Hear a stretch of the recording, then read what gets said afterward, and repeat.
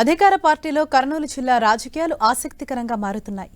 ఇన్ఛార్జీల మార్పు చేర్పుల్లో ఎప్పుడు ఎలాంటి నిర్ణయాలు తీసుకుంటారోననే టెన్షన్తో నేతలు నిద్రపట్టని రాత్రులు గడుపుతున్నారు.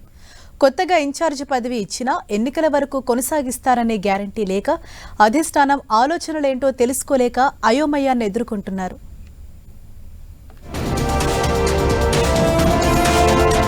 కర్నూలు జిల్లాలో అధికార వైసీపీకి గట్టి క్యాడర్ ఉంది. గత ఎన్నికల్లో జిల్లాలో అన్ని స్థానాలు గెలిచి క్లీన్ స్వీప్ చేసింది వైసీపీ.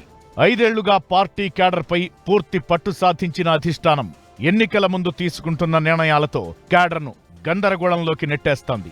నియోజకవర్గ ఇన్ఛార్జీల మార్పుల్లో భాగంగా జిల్లాలో ఇప్పటికే కొన్ని చోట్ల కొత్త వారికి బాధ్యతలు అప్పగించగా వారిని మళ్లీ మార్చేస్తుండటంతో పార్టీలో ఏం జరుగుతుందో తెలియని అయోమయ పరిస్థితిని ఎదుర్కొంటున్నారు వైసీపీ కార్యకర్తలు. జిల్లాలోని ఎమ్మిగనూరు స్థానానికి కొద్ది రోజుల క్రితం మాచాని వెంకటేష్ ను సమన్వయకర్తగా నియమించారు. ఈయనే వచ్చే ఎన్నికల్లో అభ్యర్థిగా భావించారు. అయితే వెంకటేష్ ను ఇన్ఛార్జిగా నియమించిన కొద్ది రోజులకే ఆయన స్థానంలో బుట్టా రేణుకను తెరపైకి తీసుకొచ్చారు. వాస్తవానికి ఎమ్మిగనూరులో సిట్టింగ్ ఎమ్మెల్యే చెన్నకేశవరెడ్డిని తప్పించి ఆయన సూచించిన మాచాని వెంకటేష్ ను తీసుకొచ్చిన పార్టీ అంతలోనే మార్పు చేసింది. ఎమ్మిగనూరు ఎపిసోడ్ గమనిస్తే ఎన్నికల నోటిఫికేషన్ వచ్చే వరకు ఎవరూ శాశ్వతంగా ఆ పదవిలో ఉంటారనే గ్యారంటీ లేదని సంకేతాలు పంపినట్లయింది.